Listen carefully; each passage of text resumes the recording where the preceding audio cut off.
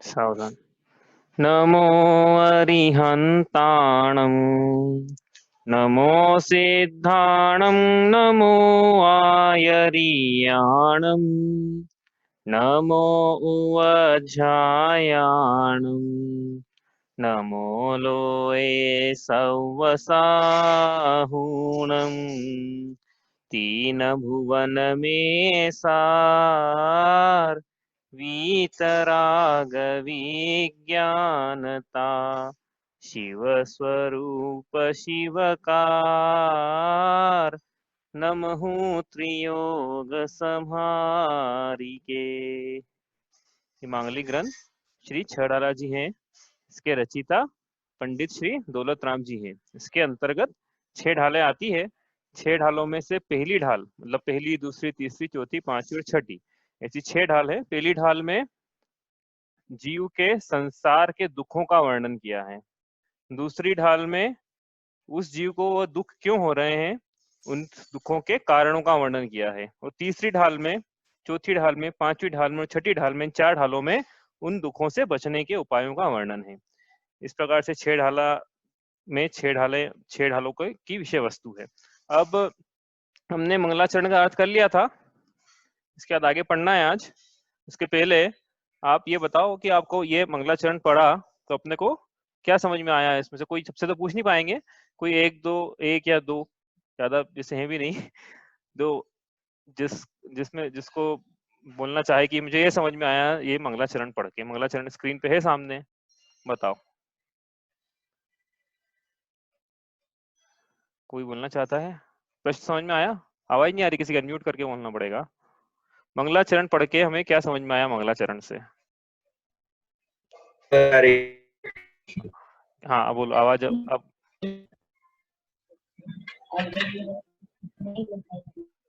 नहीं, आवाज नहीं आ रही है, बोलो। मेरी आ रही है? हाँ अब आई, बोलो। तीन भुवन में सार ज्ञान था। पहली जो पंक्ति जो आता है, नहीं, डिस्कनेक्ट हो गया, डिस्कनेक्ट हो गया।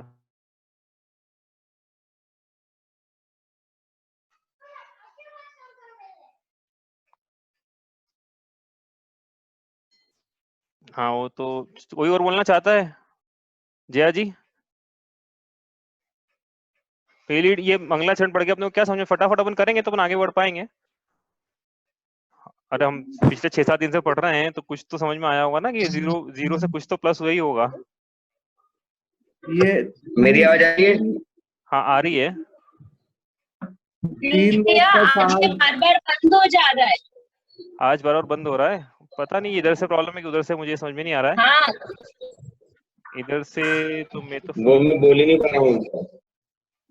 इधर तो फुल सिग्नल बोल है। रहे हैं जिया जी, मैं बोलूं? हाँ बोलो जिया जी, बोलो।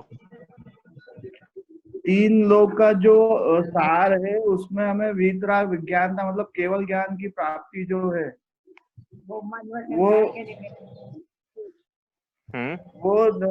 मोक्ष का जो मार्ग हमको जो मिलना है वो इसी उससे मतलब मन वचन काय के योग से मिलना है। हाँ? ये कहाँ लिखा मन वचन काय के योग से मिलना, 3 भुवन का? हाँ ये तो इसका अर्थ नहीं है। फर्स्ट हाफ तो ठीक बोला आपने, बाकी चलो विकास आप बोलो।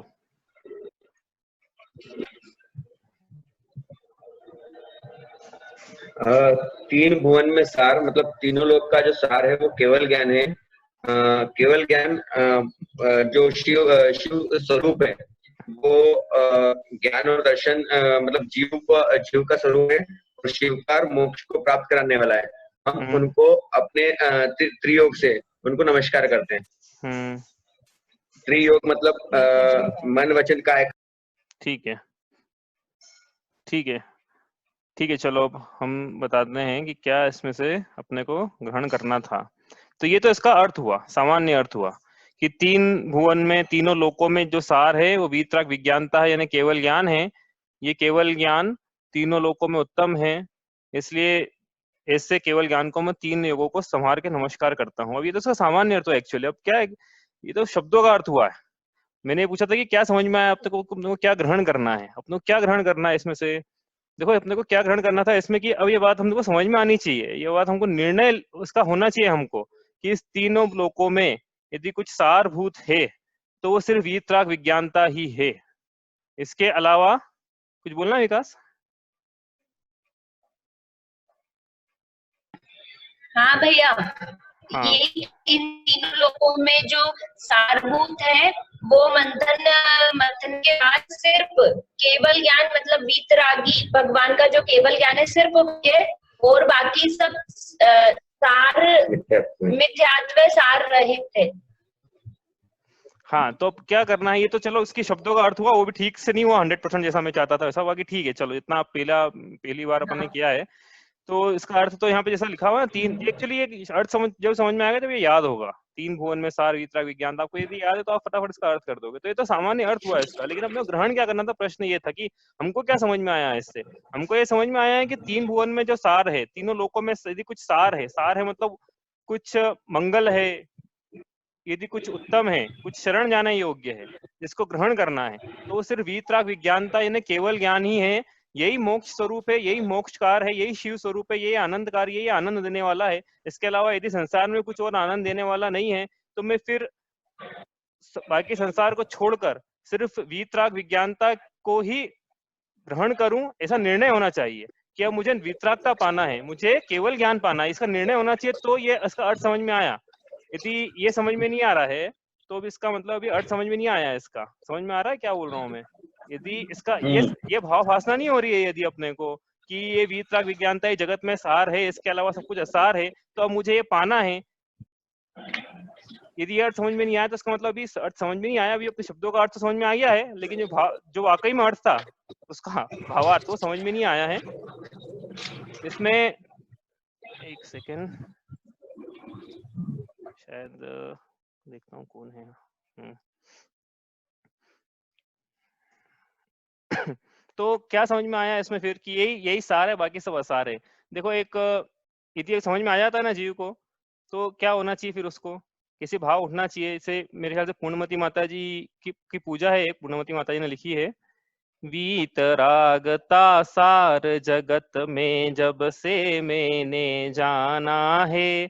जब से प्रभु मैंने ये जाना है कि वीतरागता ही जगत में सार है, तब से क्या, वीतरागता सार जगत में जब से मैंने जाना है, प्रभु पूजा से सिद्धालय को पाना मैंने ठाना है।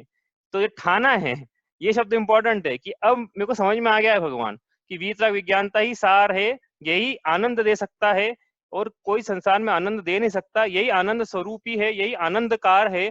तो फिर मुझे अब इस वीतरागता को पाना है, इस सिद्धालय को पाना है, और ये मैंने ठाना है, अब ये मैंने ठान ली है अब कि मैं वीतरागता को पाकर ही रहूंगा, इसके अलावा मैं संसार में कहीं और नहीं रुचूंगा। ये आया समझ में? ये इसका मतलब है।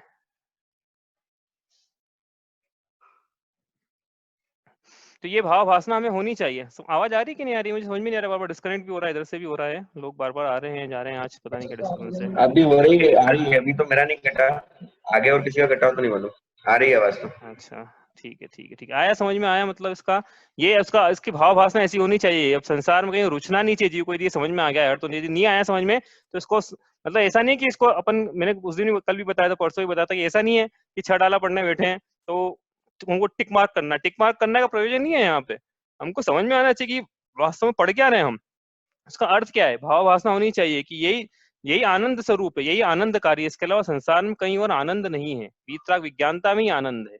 तो मुझे ये पाना है, ये मैंने अब ठाना है, मैंने निर्णय कर लिया, मैंने निश्चय कर लिया है कि इसको मैं पाकर ही रहूंगा अब, क्योंकि यही पाने योग्य था संसार में, मुझे किसी ने बताया नहीं था, भगवान ने बताया, अब मुझे समझ में आया, तो अब मैं इस वीतराग विज्ञानता को पाऊंगा, और जो भी भगवान ने फिर जो मार्ग बताया उस मार्ग का अनुसरण करूंगा। तो मार्ग क्या है वो 6 डाला में अपन देख रहे हैं। तो ये इसका अर्थ था। अब कल अपन ने देखा था 6 डाला की विषय वस्तु की, 6 डाला में अपन ने क्या पढ़ा है, क्या पढ़ना है अपने को, वो अपन यहाँ, तो 6 ढालें थी इसमें, ऐसा अपन ने कल देखा था। अब 6 ढालों में क्या क्या विषय वस्तु है वो एक बार वापस से, क्योंकि मैंने आपको बोला था कि 3 चीजें याद रखनी है बस आपको, ठीक है। तो अपन यहाँ लिखते हैं 6 ढाला। मैं कोशिश करते हैं, मैंने भी टेबल कभी बना ही नहीं, पहली बार ही बना रहा हूँ मैं भी। पहली ढाल, ठीक है। दूसरी, किस ढाल में क्या वर्णन है। तीसरी, ये लिखने से क्या होगा कि समझ में आएगा कि चल क्या रहा है। चौथी, पांचवी और छठी ढाल। अपन ने कल पढ़ लिया था इसको। पहली ढाल में किस बात का वर्णन है। संसारी जीवों के दुखों का वर्णन है। संसारी जीवों के दुखों का वर्णन, के दुखों का वर्णन। अब यहाँ के तो रहे वर्णन है, लेकिन वास्तव में मैं बताऊं आपको, कह दिया यहाँ पे वर्णन, लेकिन ये वर्णन तो कुछ है ही नहीं, ट्रेलर भी नहीं बोल सकते इसको। तो बहुत छोटा सा एक मतलब आपको बता दिया, थोड़ा ग्लिम्स दे दिया, आइडिया दे दिया कि संसारी जीवों को ऐसे दुख होते हैं। हालांकि पूरी ढाल में चलेगा यही विषय वस्तु, यही है संसारी जीवों के दुखों का वर्णन, लेकिन पूरी ढाल में वो विषय चलाने के बाद भी हम बता नहीं पाएंगे कि वो वर्णन उसको वर्णन नहीं कह पाएंगे, उसको सारांश ही कह पाएंगे। एक्चुअली क्या है, दौलत राम जी ने एक और दर्शन पाठ भी लिखा है, सकल गे ज्ञायक तदपि निजानंद रसलीन। दौलत राम जी का ये वो भी, तो उसमें एक पंक्ति लिखी उन्होंने, तुमको बिन जाने जो कलेश पाए सो तुम जानत जिनेश। ये भगवान, मैंने आपको बिना जाने अभी तक, आपकी इस वितराग विज्ञानता को बिना जाने आज तक जो जो दुख पाए हैं वो तो वास्तव में आप ही जानते हो। हम तो ज्यादा जानते नहीं है, हमको तो आपने जो बताया उतने ही जानते हैं, उसमें भी पूरा नहीं जान पाते। पूरा तो आप ही जानते हो, मतलब हमको तो बहुत कम ज्ञान है। और वो क्यों कम ज्ञान है, अपन ये समझ में आएगा कि वो चारों गतियों के दुखों का वर्णन है, और हम पिछले भव के दुख भूल गए हैं। आगामी आने वाले दुखों का हमें पता नहीं। वर्तमान के जो दुख है हमको सुख स्वरूप लग रहे हैं, इसलिए हमको दुखों का पता ही नहीं है। हमको तो जो आपने बताया है थोड़ा बहुत उतने ही हम जानते हैं, वास्तव में पूरा वर्णन तो आप ही जानते हो इसका। हम तो, और इसमें भी लिखी छठाला में पहली पंक्ति में पहली ढाल में उन्होंने लिखा है, इनको कहत ना आवे और, इन दुखों को कहते हुए और नहीं आ रहा, छोड़ नहीं आ रहा, कितना बोले इन दुखों के बारे में, ऐसा उन्होंने लिखा दौलत राम जी ने खुद। कोटि जीवते जात न भने, इतने दुख उठाए इस जीव ने संसार में कि करोड़ों जीवा भी कर ले हम तो हम उसका वर्णन नहीं कर पाएंगे। लेकिन यहाँ लिखा है फिर हमने संसारी जीवों के दुखों का वर्णन, तो एक समझना कि एक छोटा सा ट्रेलर है। दूसरी ढाल, पहली ढाल में तो हो गया संसारी जीवों के दुखों का वर्णन। दूसरी ढाल में दुखों का कारण नहीं है, दुखों का मूल कारण। मूल शब्द इंपॉर्टेंट है यहाँ पे, मूल कारण। जो संसारी जीवन दुख उठाए हैं उन सबके, उनका रूट कॉज क्या है। तीसरी ढाल में यहाँ लिखे हम, तो यहाँ से यहाँ तक लिखेंगे तो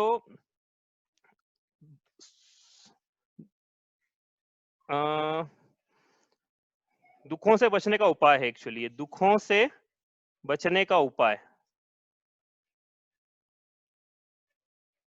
ये 3 चीजों का वर्णन था यहाँ पर, हमने कहा था। तो यहाँ से लेके यहाँ तक दुखों से बचने का उपाय है, ये इसका पूरा छठाला की रूपरेखा है। वापस इसको अपन समझें, वापस इसको समझते हैं। तो यहाँ पे अब ये थोड़ा, ये तो अपन ने क्या एक प्रकार की भाषा में लिखा, दूसरी प्रकार की भाषा, क्योंकि शब्दों से परिचय भी कराना है, लिख के कराएंगे तो ज्यादा अच्छे से हो जाएंगे। संसारी जीवों के दुखों का वर्णन तो यहाँ है पहली ढाल में, इसमें तो कोई बात नहीं है, दुखों का वर्णन, ठीक है। अब यहाँ पर दुखों का क्या कारण है, तो ऐसा बतलाएंगे कि दुखों का मूल कारण मिथ्या दर्शन, मिथ्या ज्ञान, मिथ्या चारित्र है। तो यहाँ दूसरी ढाल में मिथ्या दर्शन ज्ञान चारित्र का क्या मतलब होता है, ये अपन पहली या दूसरी ढाल में देखेंगे। मिथ्या दर्शन ज्ञान चारित्र दुखों का मूल कारण, ऐसा बताएंगे। कैसे बताएंगे, क्या होता है, अपन आगे देखेंगे, ठीक है। ये मिथ्या दर्शन, मिथ्या ज्ञान, मिथ्या चारित्र ये दुखों का मूल कारण है। तो सुखों का क्या कारण है। अब यदि मिथ्या दर्शन संसार का कारण है, तो फिर सुखों का कारण तीसरी ढाल में सम्यक दर्शन, इसकी पूरी विवेचना तीसरी ढाल में। चौथी ढाल का first half and second half, चौथी ढाल का फर्स्ट हाफ, चौथी ढाल का सेकंड हाफ। चौथी ढाल के फर्स्ट हाफ में यहाँ लिखा था ना ज्ञान, मिथ्या ज्ञान था, यहाँ लिखेंगे सम्यक ज्ञान। चौथी ढाल का दूसरा जो पार्ट है उसमें देश चारित्र क्या होता है ये भी अपन आज सब देखेंगे, तो नए नए शब्द सब। पांचवी ढाल में 12 भावना चलेगी दौलत राम जी की, ये भी बहुत, इसका भी एक प्रयोजन है यहाँ पे बीच में लिखने का, क्यों ऐसा लिखी 12 भावना क्यों लिखी पांचवी ढाल में। छठी ढाल में सकल चारित्र, यहाँ देश चारित्र था, चारित्र चल रहा ना, चारित्र सकल चारित्र छठी ढाल का पहला हाफ, छठी ढाल का दूसरा हाफ, स्वरूपाचरण चारित्र। अब स्वरूपाचरण चारित्र लिखेंगे तो कुछ लोगों को ये ऐसा लगेगा कि ये तो शास्त्रीय शब्द ही नहीं है, इसलिए अपन यहाँ लिखते हैं सुनिए स्वरूपा, लिखा पंडित जी ने यही है, लेकिन सुनिए स्वरूपाचरण, तो स्वरूपाचरण लिखना पड़ेगा, स्वरूपाचरण, स्वरूपाचरण। ठीक है, ये इसका पूरा वर्णन है, समझ में आ रहा है? ये इसकी पूरी रूपरेखा है। तो पहली ढाल में दुखों का वर्णन, दूसरी ढाल में मिथ्या दर्शन ज्ञान चारित्र, तीसरी ढाल में सम्यक दर्शन, चौथी ढाल का फर्स्ट हाफ सम्यक ज्ञान, चौथी ढाल का सेकंड हाफ देश चारित्र, पांचवी ढाल 12 भावना, छठी ढाल का पहला हाफ सकल चारित्र, दूसरा छठी ढाल का सेकंड हाफ स्वरूपाचरण चारित्र। उसके बाद अंत में उन्होंने मॉरल मतलब हमको क्या करना है अभी भी बतलाया है। तो वो अब उसके ये तो हमने कल समझ ही लिया था, इसके बाद हमने जो और समझा था कल, देखो ये तो शास्त्रीय भाषा हुई। अब जो हमने उदाहरण के तौर पे समझा था कि पहली ढाल में रोग का वो जो उदाहरण था हमारा, कौन सा वाला, एक रोगी गया वेदराज के पास, तो पहली ढाल में रोग का निश्चय कराया रोगी को कि अच्छा आपको ये सिम्टम्स आते हैं, ऐसा ऐसा होता है, तो आपको ये रोग है, रोग का निश्चय कराया पहली ढाल में। करे अभी अपन करेंगे कि रोग का तो निश्चय नहीं होगा तो आदमी आगे जाके जीव आगे बढ़ेगा ही क्यों, दूसरी ढाल तीसरी ढाल चौथी ढाल पड़ेगा ही क्यों। तो उसको पहले निश्चय कराएंगे कि देखो आप यदि आपकी ऐसी ऐसी अवस्था है जो कि सभी संसारियों की होती है, तो इसका मतलब आपको रोग है, इस रोग को दूर करो, ये इसका भाव है यहाँ पे। दूसरी ढाल में रोग का कारण, रोग का क्या कारण है, वो जो रोग हुआ था उस संसार नाम के रोग का कारण क्या है। और फिर तीसरी चौथी पांचवी छठी ढाल में रोग का निदान, रोग से बचने का, रोग से कैसे बचे, ये आगे की 4 ढालों में विषय वस्तु है। समझ में आ रहा है ना? ये कल ने करा था। इसके बाद कल एक और चीज हमने एक और उदाहरण दिया था, यदि भी समझ में नहीं आया हो तो फिर एक उदाहरण और था, क्या था वो, कि पहली ढाल में उपजाऊ बनाएंगे भूमि को, अनादिकाल की बंजर भूमि है उसको उपजाऊ बनाया जाएगा। दूसरी ढाल में मिथ्यात्व जो है, मिथ्यात्व, इसकी जो खरपतवार है इसको निकाला जाएगा। ठीक है, अब भूमि उपजाऊ हो गई है, कृषि योग्य हो गई है, खरपतवार का निराकरण हो गया है। तीसरी ढाल जो आएगी इसमें सम्यक दर्शन का बीजारोपण होगा, उस भूमि में सम्यक दर्शन के बीज पड़ेंगे और यही बीज आगे चल के फिर पेड़ बनेगा, देखना अभी आप, सम्यक बीजारोपण।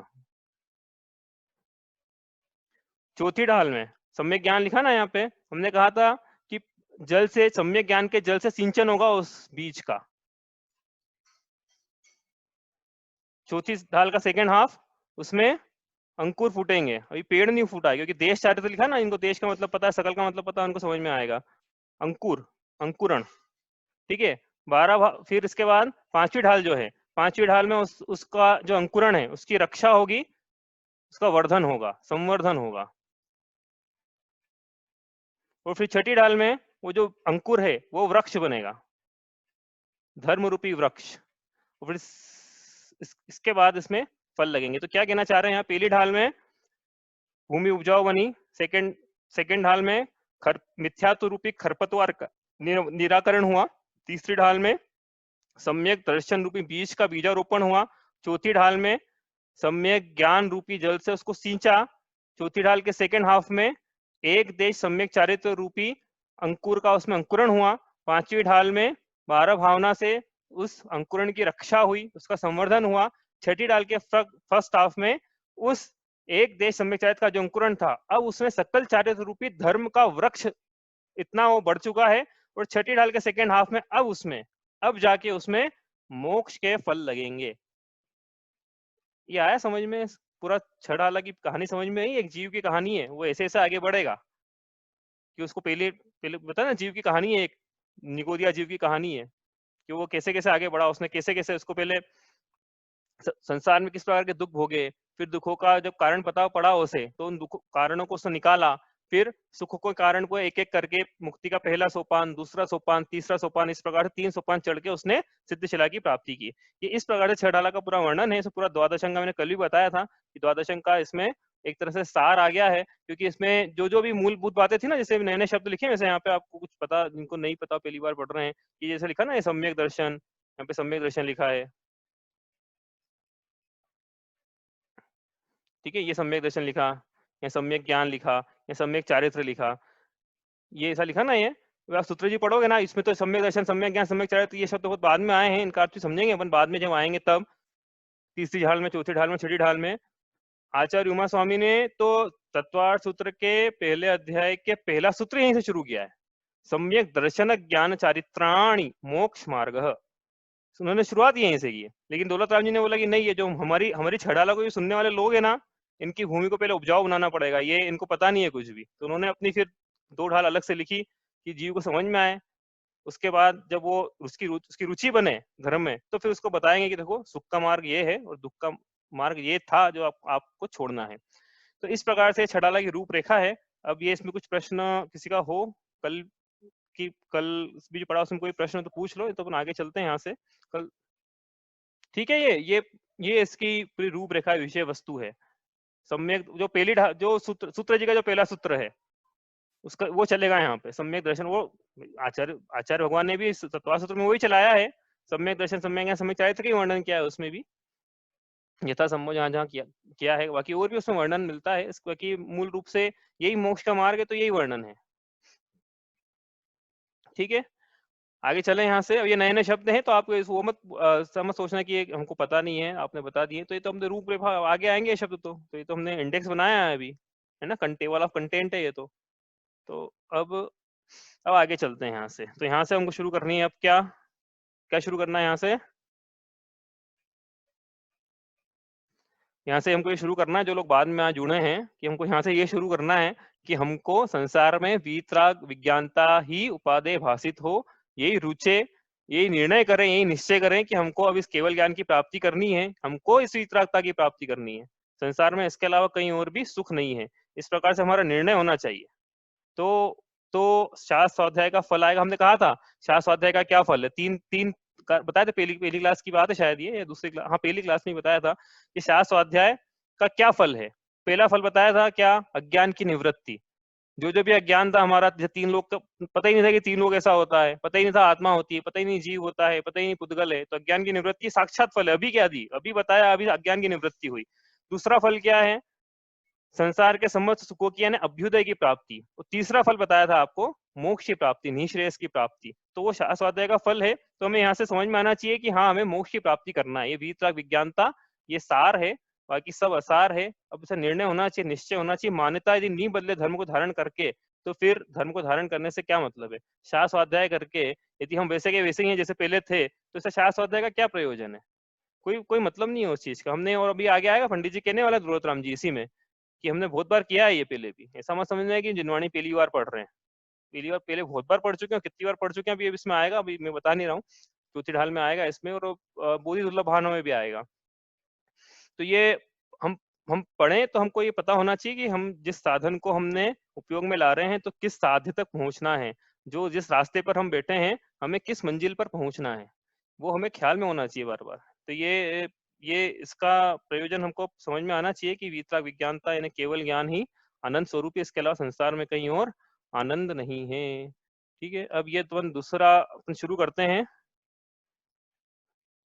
इसका, पहली ढाल का। पहले यहाँ से अब छड़ाला वास्तव में शुरू होती है।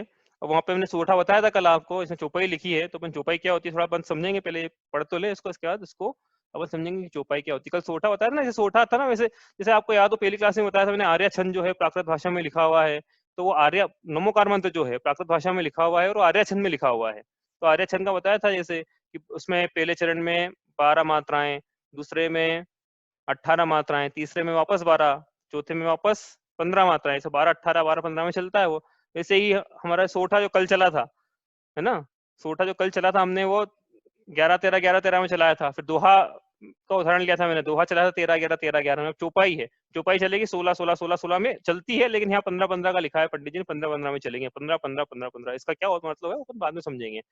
ठीक है, ये जो चौपाई एक बार पढ़ लेंगे हम लोग, तो मात्राएं इसमें गिन के देख लेंगे कितनी इसमें मात्रा है। पंडित जी ने गलती तो नहीं कर ली ऐसा नहीं है, हाँ, अपन अपने ज्ञान के वर्धन के लिए बैठे हैं यहाँ पे। ठीक है, तो चौपाई पढ़ते हैं। जे त्रिभुवन में जीव अनंत, सुख चाहे दुख ते भयवंत, ताते दुख हारी सुखकार, कहें सीख गुरु करुणाधार। देखो छड़ाला शुरू हो रही है ना यहाँ से, जैसे अपन हमने प्रस्तावना दी थी आपको कि छड़ाला क्या विषय वस्तु है, क्या आने वाला है इसमें, तो पंडित जी ने अपनी तरफ से भी एक विषय वस्तु रखी है यहाँ पे कि ग्रंथ की हम क्यों रचना कर रहे हैं, क्या उद्देश्य है, उन्होंने यहाँ बतलाया। जैसे प्रपोजल देते हैं ना कस्टमर को, तो एक एग्जीक्यूटिव समरी लिखते हैं उसमें। एग्जीक्यूटिव समरी मतलब 1000 पेज का प्रपोजल है, सीए 100 CFO, ये बड़े बड़े लोग, इनका टाइम भी नहीं है, पढ़ भी नहीं पाएंगे, और पढ़ भी लेंगे समझ नहीं पाएंगे, तो इनको एक पेज में बताते हैं। स्टार्टिंग में 1000 पेज की चीज को एक पेज में लिख देते हैं कि देखो ये जो प्रपोजल दे रहे हैं इससे आपकी कंपनी को ये फायदा होगा, ये कॉस्ट कम होगी, ये प्रॉफिट बढ़ेगा, वगैरह वगैरह। पूरी रूपरेखा एक एक पेज में। वैसे ये पूरा 6 डाला है, इसकी पूरी रूपरेखा पंडित जी ने भी एक पेज में एक छंद में बता दी। यहाँ पे ये उन्होंने बताई। अब उन्होंने क्या लिखा कि देखो बहुत अच्छी बात लिखी है यहाँ पे, बहुत कुछ समझ में आएगा इससे आपको। सामान्य अर्थ करते हैं इसका। जे लिखा, मतलब जे का मतलब है इस। इसके बाद लिखा है त्रिभुवन। त्रिभुवन का क्या मतलब है, अभी हमने पढ़ लिया त्रिभुवन का क्या मतलब, विस्तार से पढ़ा। मेरे को ऐसा लगता है कि आपको समझ में आया होगा, इसलिए इसको हम यहाँ अभी बिल्कुल नहीं पढ़ने वाले कि त्रिभुवन का क्या मतलब है। बस त्रिभुवन का मतलब क्या है ये विस्तार से तो नहीं पढ़ेंगे, लेकिन इसका मतलब हमने पढ़ा था 3 लोक आया था ना ऊपर, 3 भुवन में सार, तो 3 भुवन जो है वो यहाँ त्रिभुवन लिखा हुआ है। तो जे त्रिभुवन, इस 3 लोक में, मतलब इस लोक में, तीनों लोकों में क्या है, जीव हैं। और कितने हैं मैंने बताया था आपको कि जब 3 लोक का नक्शा बनाया था तब ये धर्म द्रव्य और अधर्म द्रव्य में तो हेचिंग करके बता रहा था मैं। फिर जब जीव बताना हो रहा, पुद्गल बताना रहा, तो हमने डॉट डॉट डॉट डॉट लगाया उसमें। तो फिर ये प्रश्न उठा कि डॉट क्यों लगा रहे हो, इसको भी हेचिंग से बताओ ना। जैसे आपने धर्म द्रव्य और अधर्म द्रव्य को हेचिंग करके बताया, तो मैंने बताया था कि धर्म द्रव्य और अधर्म तो एक ही है, इसलिए वो अखंड इसलिए बता रहे हैं हेचिंग करके कि एक ही है। लेकिन जीव को ऐसे हेचिंग करके बता देंगे तो आपको ऐसा लगेगा कि जीव भी एक है। तो जीव में dot dot dot dot dot, जितने डॉट लगे उतने जीव, ऐसा मानना। तो इतने लगा नहीं पाए हम, लेकिन वो एक पिक्टोरियल रिप्रेजेंटेशन था। तो कितने जीव हैं, अनंत जीव हैं इस त्रिभुवन में। 1 2 अनेक असंख्यात नहीं, अनंत जीव हैं। और पंडित जी लिख रहे हैं, देखो बहुत काम की बात, वो सारे जीव क्या चाहते हैं, जितने भी संसारी हैं। ये टाइम आउट हो जाएगा तो वापस लॉगिन कर लेना। संसारी जीव जो है वो सब क्या चाहते हैं, सब में एक कॉमन डिजायर है, सब में एक ही थ्रेड रन, सिंगल थ्रेड सब में रन कर रहा है। वो सब चाहते हैं सुख चाहें। इस त्रिभुवन के अनंत जीव सब के सब सुख चाहते हैं, और दुखों से दुखते भयवंत, दुखों से भयभीत रहते हैं। भयवंत मतलब भयभीत। इस संसार के समस्त जीव, अनंत जीव सुख चाहते हैं, दुखों से भयभीत रहते हैं। इसका विशेष अर्थ करेंगे अभी अपन, आगे चलते हैं, दूसरे लाइन पढ़ते हैं अभी। ताते, ताते का मतलब 6 डाला में बहुत बार आया। ताते शब्द 6 डाला में मेरे ख्याल से 3 4 5 बार आया है। तो ताते शब्द का जहां जहां ताते है वहां मतलब इसलिए, ताते मतलब इसलिए। दुख हारी, अब आप दुखों से भयभीत रहते हो इसलिए दुख को हरने वाली, और सुख चाहते हो तो सुख को करने वाली। क्या, दुख को हरने वाली और सुख को करने वाली, क्या कहें सीख देते हैं आपको, शिक्षा देते हैं। सुनो ध्यान से, प्रिस्क्रिप्शन देते हैं, रेसिपी बताते हैं, विधि बताते हैं। क्या विधि बता रहे हैं कि दुख को कैसे हरा जाए और सुख को कैसे करा जाए, ऐसी रेसिपी बताते हैं। कौन बताते हैं, तो दौलत राम जी ने नहीं बोला कि मैं बता रहा हूँ। क्या लिखा है यहाँ पे, कहें सीख गुरु। गुरु का मतलब यहाँ पे दौलत राम जी को गुरु मत मानना। दौलत राम जी ने अपने लिए नहीं लिखा कि मैं गुरु हूं, मैं दे रहा हूँ। उन्होंने लिखा है कि मुझे ये सीख आचार्यों से मिली है, आचार्य परंपरा से मिली है। तो गुरु का मतलब आचार्य परंपरा जो आई है हमारे पास, महावीर भगवान, महावीर गणधर, इसके बाद आचार्य परंपरा, वो उस आचार्य परंपरा को यहाँ गुरु कहा है। मतलब 3 मुनिराजों को यहाँ हमने क्या ना नमोकार मंत्र का किया था, 3 मुनिराज थे, 3 मुनिराजों को यहाँ पे गुरु कहा है। तो अरिहंत, उसके बाद गुरु परंपरा। तो वो जो गुरु हैं वो आपको सीख दे रहे हैं, और वो गुरु सीख दे रहे हैं तो ऐसा नहीं कि उनके पास कोई काम नहीं था। उनके पास मतलब उन्होंने अपना समय निकाला। उनके पास कहा था ना गुरु का क्या काम है, ज्ञान ध्यान तपो रक्त तपस्वी स प्रशस्यते। ज्ञान ध्यान और तप में जो लीन है, जो आत्मा के आनंद में लीन है, उसको क्या जरूरत है कुछ और करने की। लेकिन यहाँ पे उन्होंने अपना समय निकाला कि आपको नहीं बताएंगे तो आपको पता कैसे पड़ेगा। तो अत्यंत करुणा के भाव है उनके मन में कि ये जीव इसको नहीं बताऊंगा मैं तो ये संसार में इसके दुखों का कभी अंत ही नहीं होगा। इसलिए उन्होंने अत्यंत करुणा धारण करके सीख दी है। तो सीख को क्या करें, हम सुने समझें और उसको अमल में लाएं। तो ये इसका पहला रूपरेखा है 6 डाला की। क्या रूपरेखा है कि इस 3 लोक में अनंत जीव हैं, सबके सब सुख चाहते हैं और सबके सब दुखों से भयभीत रहते हैं। इसलिए दुखों को हरने वाली और सुख को करने वाली सीख निर्ग्रंथ आचार्य दे रहे हैं करुणा धारण करके, इसको आप सुनो, समझो, अनुसरण करो। ये इसका भाव है। अब ये आ गया समझ में, तो अपन आगे चलते हैं। अभी तो इसमें हम एक एक शब्द का जैसे हमने मंगलाचरण में किया था वैसे हम कर रहे हैं। अब जे त्रिभुवन, ठीक है, तो जे का जैसे मैंने अर्थ बताया कि इस त्रिभुवन में, ये त्रिभुवन, ये जो दिख रहा है त्रिभुवन, जिस त्रिभुवन में मैं बैठा हूँ, ऐसा नहीं कि मैं मतलब मैंने जैसा डायग्राम बनाया था कि हम त्रिभुवन देख रहे हैं तो हम त्रिभुवन के बाहर हैं, ऐसा नहीं, हम त्रिभुवन के अंदर ही हैं। वो डायग्राम हमको जो बनाया था हमने स्ट्रक्चर, वो देख नहीं पाएंगे कभी अपनी इन आंखों से, क्योंकि हम त्रिभुवन के बाहर कभी नहीं जा पाएंगे। हम त्रिभुवन में ही बैठे, ये त्रिभुवन का हिस्सा है, मैं त्रिभुवन में ही बैठा हूँ और ये त्रिभुवन है वास्तव में। आप ये मत समझना कि ये त्रिभुवन नहीं है। कुछ मूवीज आई है इंग्लिश की, नाम नहीं लेना चाहिए था मुझे, लेकिन मैं ले रहा हूँ। जैसे एक मैट्रिक्स मूवी है, ये हिंदू फिलोसफी से बनी हुई एक मूवी है, इंग्लिश में बनी हुई है, लेकिन 3 पार्ट हैं इसके। तो इस मूवी में ऐसा बताया कि, और ये मूवी हिंदू फिलोसफी बनी हुई है, तो एक्चुअली मुझे बात करनी दर्शन की, अन्य दर्शनों में कैसा बताया है। तो अन्य दर्शनों में, जैनेतर मान्यताओं में कुछ एक दर्शन है जिसमें ऐसा बताया है कि ये जितना भी दिख रहा है ना, ये सब माया है, रियलिटी कुछ नहीं, वास्तविकता कुछ नहीं है। मैट्रिक्स मूवी में यही बताया कि सब माया है, वास्तविकता कुछ नहीं है इसमें, वास्तविकता तो बस भगवान है। और कुछ भी ये सब जो दिख रहा है सुख दुख संसार में, सब माया है, माया। इसमें कोई भी मतलब आपको सुख दुख भी होना, सब माया है, लेकिन ऐसा कुछ नहीं है, ये सब वास्तविकता है। हम ये बता रहे हैं, भगवान यहाँ कह रहे कि वास्तविकता, इसको माया मत समझना, ये है ही नहीं, रियल नहीं है। एक और मूवी थी इंसेप्शन करके, तो ऐसा मत समझना कि ये स्वप्न चल रहा है, सब स्वप्न भी नहीं चल रहा है, माया भी नहीं है, ये हकीकत है। हकीकत में बैठे हो आप, दुखों को भोग रहे हो, इसका निर्णय कराएंगे कौन कौन से दुखों को भोग रहे हो, लेकिन ये सब कोई माया नहीं है।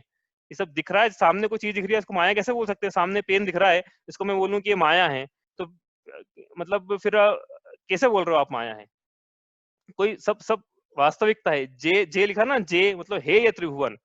ऐसा मत मानना कि त्रिभुवन ही नहीं है, सब माया है, सब मिथ्या है, सब सब स्वप्न है, ऐसा नहीं है। सब सब हकीकत है, जो हम बैठे हैं ये सब रियलिटी है, ठीक है, स्वप्न नहीं है। ये त्रिभुवन है, ये है क्या है? ये त्रिभुवन। त्रिभुवन का हमने अर्थ किया था 3 भुवन, है ना। अब इसका अर्थ वापस नहीं करेंगे। आपको, आपकी में से किसी की इच्छा है कि वापस किया जाए? मेरे को नहीं लगता किसी की इच्छा होगी कि वापस करें इस त्रिभुवन का अर्थ। हमने इसका पूरा अर्थ कर लिया था। त्रिभुवन जितना हमको जरूरी था छह डाला में, उतना हमने पढ़ लिया था, और जहां जहां जरूरी आएगा वहां इसका वापस से अर्थ करा जाएगा। जैसे कि नरक गति का वर्णन आएगा तो नरक गति को वापस अधोलोक बनाएंगे हम, स्वर्ग गति का वर्णन आएगा तो वापस से ऊर्ध्वलोक बनाएंगे, और मध्य लोक का वर्णन आएगा तो रेक लोक वापस बनाएंगे। ये इसको वापस से हम, हाँ, कुछ प्रश्न है? नहीं है, ठीक है। तो ये इस प्रकार से त्रिभुवन हो चुका था। अब इस त्रिभुवन में जीव, वापस शब्द आ गया जीव। देखो, ये बिना जीव के तो जिनवाणी चल ही नहीं सकती। एक्चुअली क्या है, जीव जो है वो आत्मा, वो धर्म का प्राण है। जैसे हम कहते हैं ना हमारा ये जीव प्राण है, धर्म का प्राण भी जीव है। मतलब जीव के बिना तो जिनागम के वचन हो ही नहीं सकते हैं। आप कोई सी भी पंक्ति रखोगे जिनागम में, द्वादश अंग में, तो आपको ये जो कहानी चल रही है ना वास्तव में पूरी छड़ाला की, इस कहानी का हीरो कौन है पता है आपको? इस कहानी का हीरो जीव है। जीव एक जीव है, जीव की कहानी है, तो जीव हीरो है कहानी का। ऐसा मत समझना कि 3 भुवन वो बताना था इसलिए कहानी बना रहा है। नहीं नहीं नहीं, जीव बताना था इसलिए 3 भुवन बताए हमने। वो कहानी का मेन कैरेक्टर है जीव। जीव क्या होता है इसका रिवीजन करेंगे एक बार, क्योंकि ये इसमें हमने इतना पढ़ लिया था, उसके बाद अब आगे पढ़ेंगे। इसमें एक एक शब्द थोड़ा सीखेंगे रोज का धीरे धीरे, तो अपनी, मैंने कल भी बोला था, अपनी वोकैबुलरी थोड़ी बिल्ड होगी, और हम जो शब्द बोल रहे हैं उसका अर्थ भी आपको धीरे धीरे समझ में आने लगेगा। ऐसे ही सबको आता है, हमको भी ऐसे आया था। तो जीव क्या है पढ़ा था हमने, बताओ जीव किसे कहते हैं? जीव किसे कहते हैं? नहीं समझ में आया तो ये बोलते ना कि मैं जीव हूँ, मुझे जीव बोलते हैं। नहीं समझ में आया तो इतना भी बहुत बहुत अच्छा उत्तर है ये, कि मैं जीव हूँ, मुझे जीव कहते हैं। बाकी डेफिनेशन तो मुझे नहीं पता। डेफिनेशन पंडित लोग जाने, शास्त्री लोग जाने, मैं जीव हूँ इतना मैं जानता हूँ। ये भी डेफिनेशन बोल दिया आपने, बहुत है। क्या है डेफिनेशन जीव की? जिसमें चेतना है। हाँ, जिसमें चेतना है, एक ये। और कोई बोलना चाहता है? ज्ञान पर दर्शन, ज्ञान, दर्शन और सुख, ज्ञान, दर्शन, अनंत सुख, अनंत गुण है जिसमें। हाँ, चलो तीनों उत्तर आ गए अपने। जो जो अपन ने पढ़ा था, अच्छी बात है, अपन ने तीनों चीज पढ़ी थी वास्तव में। जीव वो है जो चैतन्य प्राणों से जीता है, चैतन्य प्राणों से जीने वाला। किन प्राणों से जो जीव जो है जीता है, एक्चुअली परिभाषा है ना, जीव कौन, जो जीता है वो जीव। तो किन कैसे जीता है? चैतन्य प्राणों से जीता है, चैतन्य प्राणों से जीने वाला वो जीव है। अब चेतना क्या होती है? तो चेतना आपने बताया क्या होती है चेतना? ज्ञान दर्शन, ज्ञान प्लस दर्शन, इसको जहां जहां भी चेतना शब्द आए वहां वहां आप उसको रिप्लेस कर सकते हो बड़े आराम से, ज्ञान और दर्शन से, ज्ञान प्लस दर्शन। ठीक है, अब ये तो दो पढ़ लिया था हमने, अब तीसरा भी पढ़ा था हमने, वो भी आपने बताया। जीव वो है जिसमें अनंत गुण पाए जाते हैं। तो अनंत गुण हमने पढ़े थे, ज्ञान, अनंत गुण तो हम नहीं पढ़ पाए थे, लेकिन वो पढ़ भी नहीं पाएंगे कभी, ज्ञान, दर्शन और सुख। अब ये अनंत शब्द इसमें नहीं लगाना है अपने को। जीव वो है जिसमें ज्ञान, दर्शन, सुख पाया जाता है। ठीक है, भगवान वो जीव हैं जिसमें अनंत ज्ञान, अनंत दर्शन, अनंत सुख पाया जाता है। ठीक है, भगवान भी जीव है, मैं भी जीव है, तो मुझ में और भगवान में क्या अंतर है कि मुझ में ज्ञान, दर्शन, सुख पाया जा रहा है, लेकिन अनंत रूप से नहीं है, मैं अल्प ज्ञानी हूँ, मेरा दर्शन भी पूर्ण नहीं है, सुख का तो अता पता ही नहीं है। तो ये ज्ञान, दर्शन, सुख मुझ में पाया जा रहा है, लेकिन अल्प मात्रा में, और भगवान में ज्ञान, दर्शन, सुख अनंत रूप से पाया जा रहा है। तो अनंत शब्द भगवान के सामने लगाना, और यदि लगाना ही है स्वयं के लिए, तो फिर ऐसा बोलना पड़ेगा, स्वभाव अपेक्षा। ठीक है, वो अपन बाद में समझेंगे। तो जीव क्या है? ज्ञान, दर्शन, सुख, ये तीन चीज हो गई थी। अब चौथी चीज पढ़ लेते हैं आज, जरूरत तो ऐसे पढ़ नहीं रही है इसकी, लेकिन मेरे को पता है कि जब बोलूंगा तो ये शब्द निकलेगा निकलेगा मेरे मुंह से, इसलिए मैं पढ़ा रहा हूँ। चौथी चीज, इंपॉर्टेंट चीज जो जीव में पाई जाती है, नया शब्द, वो है, ये याद रखना, इसी क्रम में याद रखना है, वीर्य। जीव वो है जिसमें ज्ञान, दर्शन, सुख और वीर्य पाया जाता है, जो चैतन्य प्राणों से जीता है, उसे हम जीव कहते हैं। अब जीव का मतलब आत्मा भी है। देखो ये हम कह रहे हैं जीव का मतलब आत्मा है, एक बात बताता हूँ मैं आपको।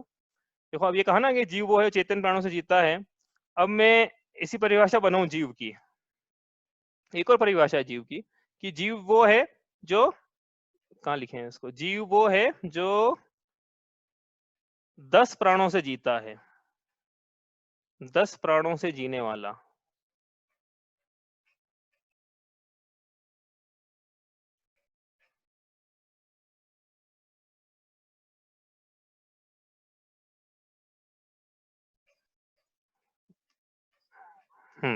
तो जीव क्या है? एक तो परिभाषा है जो चैतन्य प्राणों से जीता है वो जीव है, समझ में आ रहा है ना? दिख रही है स्क्रीन? नहीं दिखे तो बता देना पेन ब्रश की, और नहीं सुना है तो बता देना। और दूसरी परिभाषा ये कि जो 10 प्राणों से जीता है वो जीव है। अब 10 प्राण कौन कौन से हैं ये अपन विस्तार से आगे देखेंगे, लेकिन 5 इंद्रियां, मन, वचन, काय, आयु, श्वासोच्छ्वास, ये 10 प्राण हैं। अब इसका विस्तार भी नहीं कर रहे हैं, लेकिन इसमें कहीं 10 प्राणों में चेतना नहीं, सब पोतगल ही गए हैं। जितने भी 10 प्राण बता रहे ना यहाँ पे, उनमें कहीं नहीं बताया कि ये चेतना, ये चेतना तो नीचे बोल दिया ना, तो ऊपर के जो 10 प्राण बताए वो अलग है, नीचे के जो 10 प्राण बताए वो अलग है। तो जीव वो है जो चैतन्य प्राणों से जीता है, एक परिभाषा ये। दूसरी परिभाषा, जीव वो है जो 10 प्राणों से जीता है।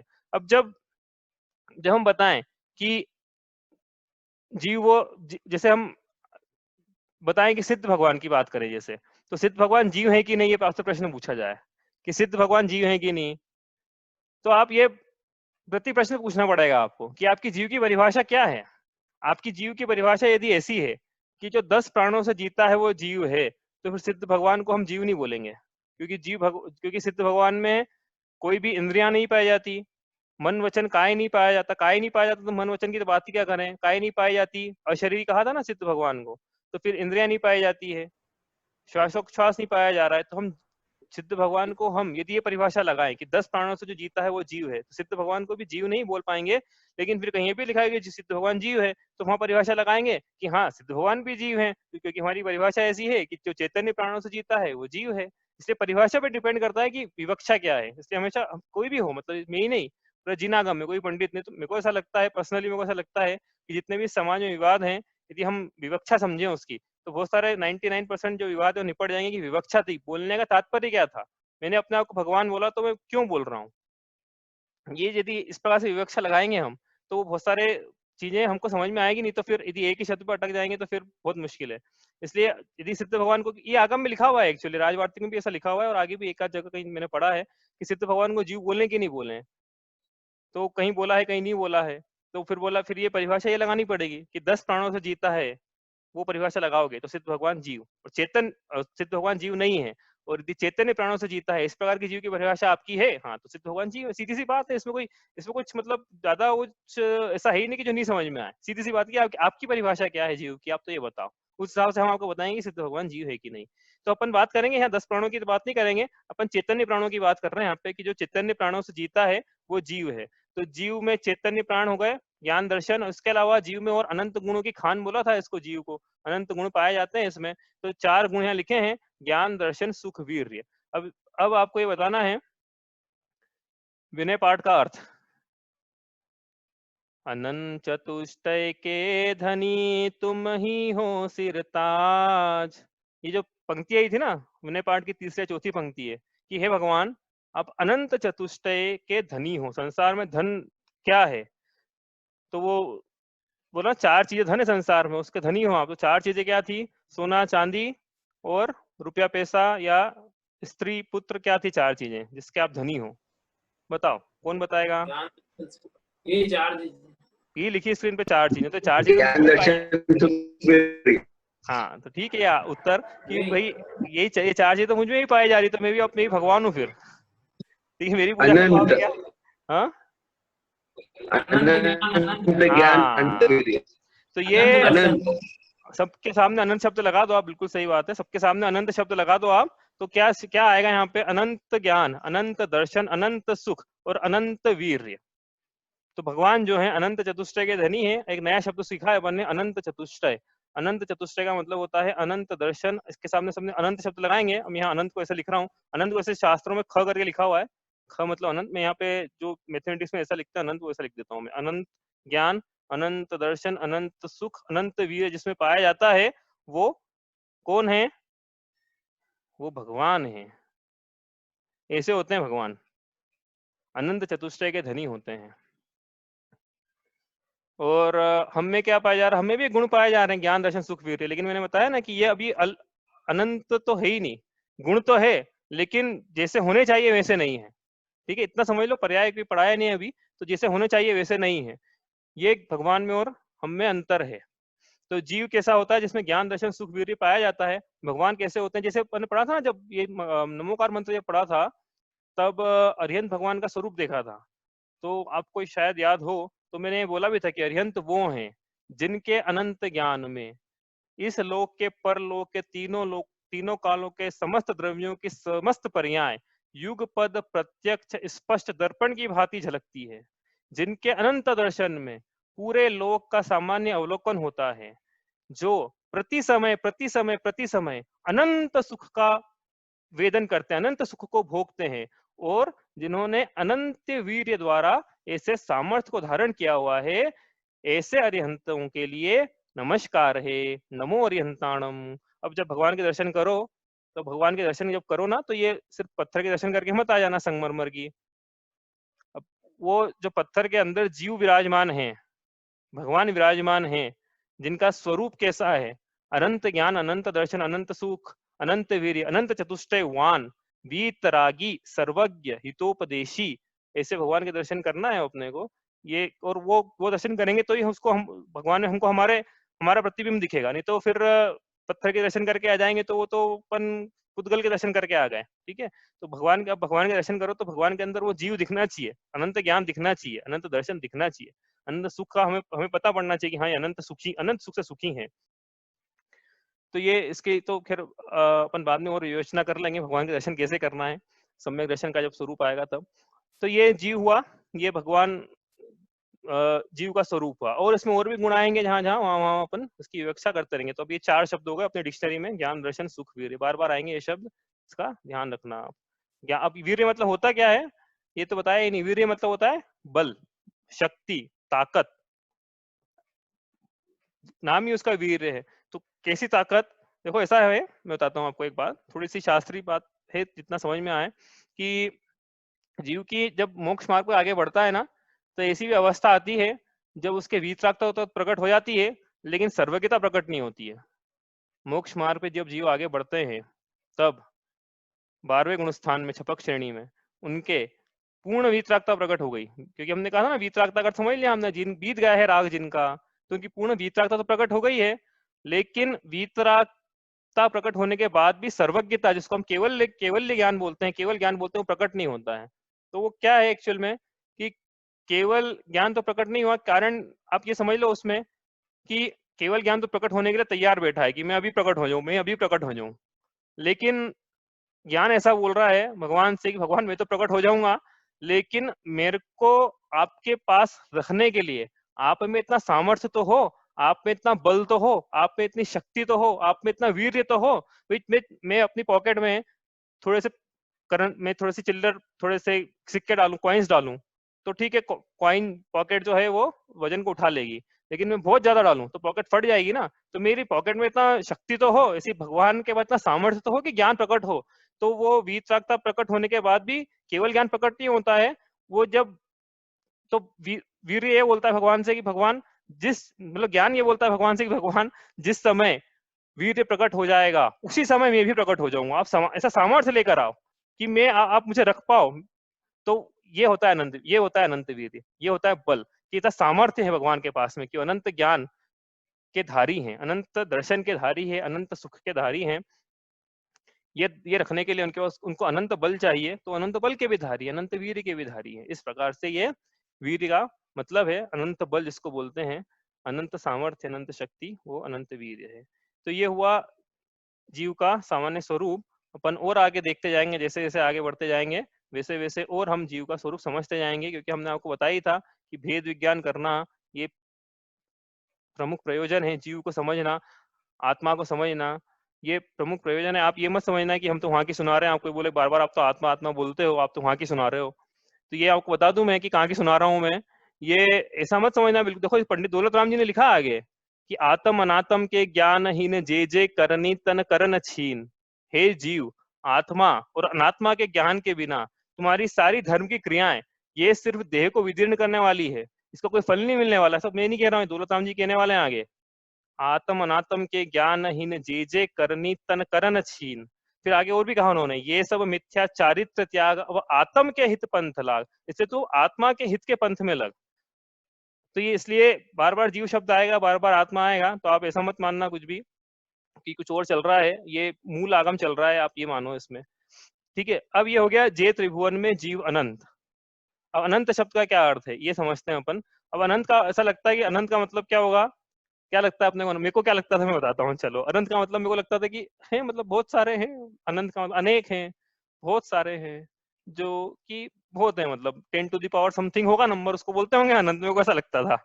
तो जब मैंने पढ़ा इसको तो अनंत निकालने का एक चलिए तरीका बताया है इसमें कि कैसे निकालते हैं जीन आगम में, अलौकिक गणित में उसका गणित अनंत कैसे निकाला जाता है। उसका अनंत वैसे एक नंबर है, ठीक है, एक बहुत बड़ा नंबर है, तो पता ही होगा आपको, अनंत एक बहुत बड़ा नंबर, लेकिन कितना बड़ा है, प्रमाण क्या है उस नंबर का? तो अपने को लगता अनेक होगा, बहुत सारा होगा। तो जब हमने पढ़ा उसको जब पढ़ना कि अनंत निकालते कैसे, जो प्रोसेस पढ़ी उसकी, तो जो प्रोसेस थी ना उसकी मल्टीपल स्टेप प्रोसेस थी कि ये करो, फिर स्टेप 2 में ये करो, फिर स्टेप 3 में ये, 4 5 बहुत सारी स्टेप थी। फिर अंत में बोला कि अब आपका पहला अनंत आएगा, मतलब बहुत सारी स्टेप थी उसमें, वो करनी थी, मैथमेटिकल सारे मैथमेटिकल ऑपरेशन थे उसमें, पूरे फॉर्मूले लगेंगे उसमें। तो मैंने 1-2 स्टेप करी हुई है, मेरे पास रखी हुई है अभी भी, 1-2 स्टेप करी, और मेरे को ऐसा लगने लगा कि मेरा अनंत तो अभी से आ गया मतलब 10 स्टेप में जो चीज आने वाली थी, वो पहली स्टेज दूसरी स्टेप में उसकी उस राशि का मान इतना बढ़ गया, मान मतलब वैल्यू इतनी बढ़ गई उसकी कि मेरे को लगा मतलब वो अब तो हो ही नहीं, अब आगे कर नहीं सकते कैलकुलेशन, मेरा अनंत तो यहीं आ गया, क्यों अनंत आया ही नहीं था, वो अपन संख्यात में ही चल रहे थे अभी। तो ये क्या होता है अनंत, संख्यात और असंख्यात, देख लेते हैं थोड़ा सा। अब ये देखो, नंबर जब नंबर सिस्टम शुरू करते हैं तो एक, ये हो गया एक नंबर। अब 2 से शुरू करते हैं नंबर आगे के, तो 2 से आगे का एक नंबर आएगा बहुत आगे का, उस आगे के नंबर तक हम बोलेंगे संख्यात। बहुत आगे एक नंबर आएगा, उसको बोला हमने संख्यात। तो मैं बोल रहा ना कि वो पहली 2 स्टेप करी थी मैंने, तो मैं संख्यात में चल रहा था, लेकिन मेरे को ऐसा लगा कि मेरा तो अभी हो गया, मेरा तो अनंत आ गया इसमें, मैं आगे क्योंकि मैं आगे कैलकुलेशन कर ही नहीं सकता हूँ इसके आगे, इतना बड़ा नंबर हो गया वो। तो वो अब ये असंख्यात, ये संख्यात हुआ, और संख्यात में एक जोड़ोगे, संख्यात का जो आखिरी नंबर रहेगा, जैसे 2 डिजिट का एक नंबर है 99, उसमें एक जोड़ा, 3 डिजिट का नंबर आ गया, तो संख्यात एक नंबर है उसमें एक जोड़ा, तो असंख्यात का पहला नंबर आ गया। अब असंख्यात चलेंगे, संख्यात चले ना ऐसे, जैसे 2 डिजिट के नंबर चले तो 10 से लेकर 99 तक चले, ऐसा मान लो आप। अब फिर असंख्यात चला तो वो 100 से लेके मान लो 999 तक चल रहा है, तो ये असंख्यात ये चलेगा, फिर असंख्यात से लेकर कुछ आगे तक, बहुत आगे तक। फिर असंख्यात में जब एक जोड़ेंगे, जैसे 999 में एक जोड़ेंगे 3 डिजिट के नंबर में तो 4 डिजिट का नंबर आएगा 1000। वैसे असंख्यात में एक जोड़ेंगे तो फिर एक नंबर आएगा जिसका नाम है अनंत, फिर वो अनंत के अनंत भेद चलेंगे। तो ये मत समझना कि ये आपके और मेरे बस की है, किसी के बस की नहीं है। ऐसा नहीं है कि मेरे नहीं जोड़ पाया, मैंने सोचा था चलो करके देखते हैं, मैथमेटिकल कुछ इक्वेशन लगाएंगे, यूज करेंगे कंप्यूटर का, लेकिन वो नहीं कर पाया मैं तो। और मैं कोशिश करूंगा वापस करने की कि कहाँ तक पहुंच पाता हूँ, पहली दूसरी स्टेप, क्योंकि काफी सारी स्टेप्स है उसमें। तो ये एक नंबर बहुत बड़ा है। आप ये समझ ले कि ये जो नंबर है ये सिर्फ केवल ज्ञान का विषय ही बन सकता है। मतलब हम सोचें कि हम अपने ज्ञान में विषय बना लें कि अनंत, मतलब जैसे भगवान से पूछा कि भगवान, ये चलो भगवान की बात करें, भगवान से पूछा कि भगवान जो जो जीव सिद्ध चले गए वो उनका नंबर ज्यादा है कि जो अभव्य राशि है उसका नंबर ज्यादा है। तो ये नंबर, ये कौन जवाब दे पाएगा इसका? ये सिर्फ भगवान ही जवाब दे पाते हैं, क्योंकि वही अनंत जानते हैं। ये भगवान के अलावा गौतम गणधर भी अनंत नहीं जान पाएंगे। गौतम गणधर से यदि क्वेश्चन पूछोगे ये कि आप जान के बताओ अपने ज्ञान से, गिन के बताओ अपने ज्ञान से, तो गौतम गणधर भी बोलेंगे हम नहीं गिन पाएंगे अनंत, ये तो सिर्फ भगवान ही गिन सकते हैं। तो ये जो अनंत है ये सिर्फ केवल ज्ञान का विषय बन सकता है। ये एक इतना बड़ा नंबर है, आप छोटा मोटा नंबर मत समझना इसका कि बहुत सारा होगा। मैं कह रहा हूँ ना कि अब मैं हार गया कि मेरे से नहीं होगा, सेकंड स्टेप इतने आगे तक पहुंचा उसके बाद भी कि अब मैं से थर्ड स्टेप पे नहीं आ पाऊंगा मैं, इतना बड़ा, क्योंकि power to the power to the power to the power, ऐसी बहुत सारी पावर बनती चली गई, 10 to the power 10 to the power 10 to the power 10, ऐसा करते जाओ आप, तो बहुत सारी पावर बनती गई। अब ये नंबर जो सॉल्व करोगे इसका आप, तो बहुत बड़ा नंबर बन जाएगा ये, तो वो इस संख्यात में चल रहे हो अभी तो आप, तो इसमें फिर आप उस सारे और कैलकुलेशंस करेंगे तब अनंत आएगा। तो अनंत बहुत बड़ा नंबर है। कितना बड़ा नंबर है ये भगवान के केवल ज्ञान का विषय बन सकता है। हमारे केवल ज्ञान में क्या हो सकता है? हमारे ज्ञान में क्या हो सकता है? फिर भगवान के केवल ज्ञान में अनंत आ सकता है। हमारे ज्ञान में आया ज्यादा से ज्यादा, तो बहुत करके आ गया संख्यात, बस असंख्यात तक भी हम तो नहीं पहुंच पाएंगे। असंख्यात तक भी पहुंचने वाले विशेष ज्ञान के धारी होते हैं, जैसे कि मन पर्याय ज्ञानी। मन पर्याय ज्ञान क्या होता है ये आगे आएगा, जैसे कि गौतम गणधर, ये जो विशेष ज्ञान के धारी हैं, जो कि भगवान भी नहीं है लेकिन सामान्य हमारे ऐसे गृहस्थ भी नहीं है, वो असंख्यात को जानते हैं और अनंत को तो केवल भगवान ही जानते हैं। तो ये हमें भगवान ने बतलाया है कि इस त्रिभुवन में अनंत जीव हैं। अनंत जीव ऐसा बोला तो इसका मतलब है कि इस बात का निषेध हो गया कि इस त्रिभुवन में सिर्फ एक ही जीव है, ऐसा मत समझना। ऐसा क्यों बोल रहे हैं? ऐसा कौन मानता है कि एक ही जीव है? दिख तो रहे सामने अलग अलग, लेकिन जैसे मैंने आपको बताया ना कि बहुत सारे, एक्चुअली क्या है, हिंदुस्तान में बहुत सारी फिलोसफी चली है, लोगों ने अपने मन से बना रखी है। 363 मत तो जैन आगम में मिलते हैं, उसका नाम भी मिलता है, और इसके अलावा भी काफी मत हैं। तो एक मत तो मैंने आपको बताया कि जिसको माया मानते हैं। एक मत ऐसा भी है जिसको अद्वैतवाद बोलते हैं। तो वो ऐसा मानते हैं अद्वैतवादी कि ये जो विश्व है, इस विश्व में सिर्फ एक ही आत्मा है और वो एक आत्मा सबसे कनेक्टेड है और वो एक आत्मा ही भगवान है और वो एक आत्मा से हम कनेक्टेड हैं और उस एक आत्मा के अलावा दूसरा कोई आत्मा नहीं है, ऐसा वो मानते हैं। लेकिन यहाँ भगवान कह रहे हैं कि ऐसा कुछ नहीं है, अनंत आत्माएं हैं। यदि एक ही आत्मा होता, तो सुनो मेरी बात, यदि एक ही आत्मा होता, यदि मैं आपसे कनेक्टेड होता है, भगवान से कनेक्टेड होता, तो मेरे सुख दुख का वेदन आपको भी होता, किसी दूसरे के सुख दुख का वेदन मुझे भी होता। लेकिन ऐसा नहीं हो रहा है। मेरा सुख मुझ में है, मैं जान रहा हूँ, आपका सुख आप में है, ये आप जान रहे हैं। आप, मैं अपने दुख से दुखी हूँ, कोई अन्य व्यक्ति उसके दुख से दुखी है।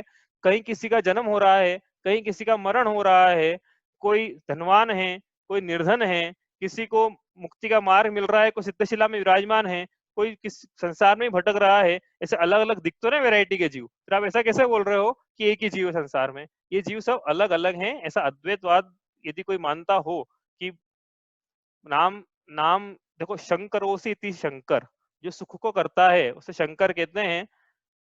तो नाम हम ऐसा धरा लें कि हम आचार्य हैं और आचार्य में भी शंकराचार्य हैं, और हम लिख दें कुछ भी अपने मन से ब्रह्मसूत्र महाकाव्य करके और उसमें कुछ भी लिख दें तो सत्य नहीं हो जाएगा। वेद व्यास नाम रखा लें अपना और हम लिख दें तो सत्य नहीं हो जाएगा। शंकराचार्य ने ब्रह्मसूत्र महाकाव्य में जहां जहां जैन मान्यताओं का खंडन किया है, हम उन खंडनों का खंडन करेंगे छड़ाला में। आप पढ़ लेना, फिर आपको समझ में आ जाएगा कि अद्वैतवाद कितना सही है और हम कितने सही हैं।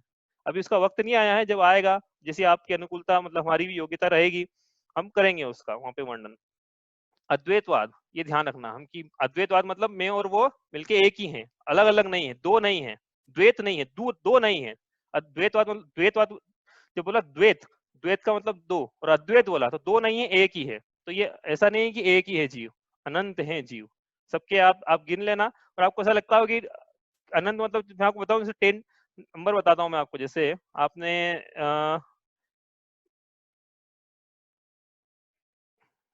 मनुष्यों की संख्या कितनी है, चलो इतना ही देख लेते हैं अपन तो, जीवों को छोड़ो। सिर्फ मनुष्यों की संख्या कितनी है, तो अपन बोलेंगे 6 अरब। लेकिन जिन आगम क्या कहता है, मनुष्यों की संख्या है इतनी, 10 टू द पावर 29। ये एक बहुत बड़ा नंबर है 10 टू द पावर 29, लेकिन जिनागा में तो ये भी छोटा है, 10 टू द पावर 29। इतने तो सिर्फ मनुष्य ही हैं। फिर देव कितने हैं, असंख्य। नारकी कितने हैं, असंख्य। और त्रियंश कितने हैं, बताओ, आपको बताना है। देखो टोटल जीव कितने हैं, अनंत। मनुष्य कितने हैं, 10 टू द पावर 29 मतलब संख्यात। देव कितने हैं, असंख्यात। नारकी कितने हैं, असंख्यात। तो बचा कौन, त्रियंश। त्रियंश कितने हैं, अनंत। बच गया बस अनंत। अनंत को करना ही पड़ेगा आप, तो फिर अनंत का नंबर कैसे लाओगे। अनंत is equal to 10 to the power 29 plus असंख्यात प्लस समथिंग, तो प्लस समथिंग मस्ट बी अनंत ना, अदरवाइज ये नंबर कैसे, इक्वेशन कैसे ट्रू होगी। तो ये त्रियंश अनंत है, बाकी सब दोनों जो है देव और नारकी ये असंख्यात है, और मनुष्य तो संख्यात है 10 टू द पावर 29। इस प्रकार इस त्रिभुवन में अनंत जीव हैं, ये इसका अर्थ हुआ है। अब आगे बहुत मार्मिक अर्थ आएगा कि क्या चाहते हैं और कैसे उसकी प्राप्ति होगी, ये अपन अब अगली क्लास में करेंगे। इसको कोई प्रश्न है किसी का, नहीं है, ठीक है, यहीं तक करते हैं। जावाणी के ज्ञान ते सूझे लोकालोक, सोवाणी मस्तक नमो सदा देत हूँ धोक।